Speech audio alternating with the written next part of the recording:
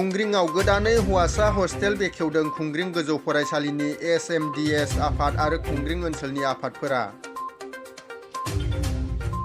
बोसोरफ्रोमबो चिरां जिल्लानि मेट्रिक आनजादनि सोलोंथाइ हारा गासै जिल्लानिख्रुइबो गाहायसिनाव थायो।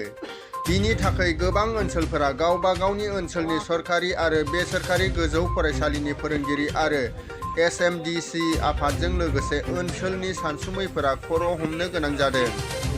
थारैनो गुबुन जाहोना मा? मानि थाखाय चिरां जिल्लाया मेट्रिक आरो गोजौसिन फरायसालिनि आनजादफोराव उथ्रिनायनि हारा बयनिबो गाहायाव थायो? बेखौ नोजोर बोनानै दिनै चिरां जिल्लानि सिङाव थानाय खुंग्रिं गोजौ फरायसालिनि SMDC आरो ओनसोलनि सानसुमैफोरा फैबाय थानाय मेट्रिक आनजादखौ 100% उथ्रिसार होनायनि थांखिजों जुजिनायै हौवासाफोरनि हस्टेल खुंग्रिं गोजौ फरायसालिनि गाहाय फोरोंगिरि बिक्रम बसुमतारीनि आखाइजों बेखेवनानै होयो। मख'नो गोनांदि बे हस्टेल बेखेवनाय हाबाफारियाव बाहागो लायो 14 नं चिरां दुवार ब्लक UPPLनि आफादगिरि बिरदाव मुसाहारिजों लोगोसे खुंग्रिं ओनसोलनि गासै बायदि आफादफोरनि दैदेनगिरि बिथांमोनहा। गिबियावनो आङो खुंग्रिं गोजौ फरायसालिनि जानानै बयनोबो आङो आंनि गोसो गोरबोनि मोजां मोननायखौ जासिग्रोबाय।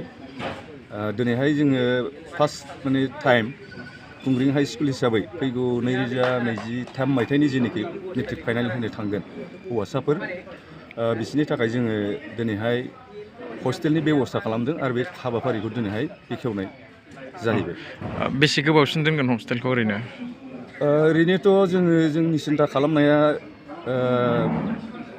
मेट्रिक आनजाद जोबजासिम आरो बे आनजादखौ थांनो हैनायाव जोङो बिनिफ्रायनो दैदेननानै बिनिफ्रायनो लांनानै फरिखाखौ लिरहोनायनि बेबस्थाखौ खालामो। हिन्जाव आरो हौवा बर्ड मोननैखौबो खालामदों नामा? सानदोंमोन हिन्जावसाफोरखौबो दोनफानो, नाथाय इनफ्रास्ट्राक्चारनि जेनोखि उसुबिदा बेवहाय जोङो हिन्जावसाफोरखौ देग्लायनि बोसोराव दोननो हानाय जायाखिसै। खालि हौवासाफोरखौल' दोननायनि बेबस्थाखौ लानाय जादों। बे खामानिखौ देग्लायसो स्टार्टिं खालामदोंना? औ, देग्लायसो गोबाव समनिफ्रायनो जोङो बेखौ नाजाबोबाय थादोंमोन, नाथाय माखासे उसुबिदानि थाखाय जोङो खालामबोनो हायाखै। देग्लायल' खालामगोन ना नेक्स्ट इयारावबो बेफोरबायदि हस्टेल होगोन? स्टार्टिं हिसाबै देग्लायनि खालामजेनदों, जोङो नाजालांबाय थागोन जेसेबां हायो दोननायनि बेबस्थाखौ लालांबाय थागोन। बिदि हस्टेल दोननानै बेसेबां जाफुंसारगोन होननानै सारा सानो? आसा खालामदों जेनोखि बिथांमोननि गथ'फोरनि जेनोखि पारफरमेन्स जोङो दाख्लै टेस्ट खालामनानै मोनबाय 100% जाफुंसारगोन। ओरैनो खयजन दं बेयाव फार्स्ट हिसाबै?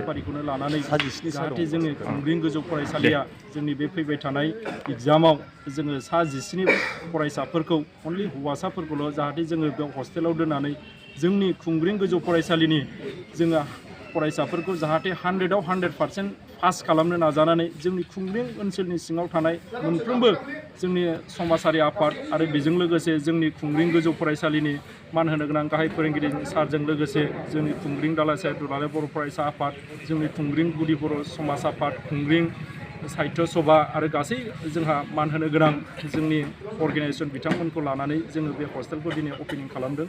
आरो बेजों लोगोसे जाहाथे जोङो संसाराव जाहाथे जोंनि जि फैबाय थानाय फरायसा बिथांमोना जाहाथे जोङो मोनफा केरियारखौ साक्सेसफुल खालामलांनो हायो, जोङो बेखौ लानानैनो जे फरायसाफोरनि जे मोनसे ग्रेटार इन्टारेस्टखौ लानानै जोङो खुंग्रियाव मोनसे ग्रेटार डेभेलपमेन्ट खालामनाय, बेजों फारसे जोङो खुंग्रिनि जिखिनि फरायसा जोंनि मेट्रिक होगोन बेखिनिखौ जोङो पास खालामनायनि जे 100आव 100% जोङो मिजिंखौ लानानै दिनैनि बे हस्टेल दोननाय बेखौ साखाफारा खालामनाय जाबाय। ओरैनो देग्लायल' दोनगोन ना नेक्स्ट इयारावबो बिदि दोनलांबाय थागोन? दा जोंनि बियो मोनसे हस्टेल दोननाया जोंनि फार्स्ट प्रिपेरेसन जोङो सिगांनिफ्राय खालामदोंमोन, नाथाय नैबे मोनसे फार्स्ट जोङो देग्लाय सेथि खोन्दो दोननाय जाबाय आरो बिनि उनाव जाहाथे जोङो जिखिनि मेट्रिकआ थाबाय थायोबा बेखौ जोङो कन्टिनिउवासलि जों बेबायदि दोनलांनायनि साखाफारा खालामबाय। बेखिनिखौनो आङो बुंनानै फोरमायथिनाय जाबाय।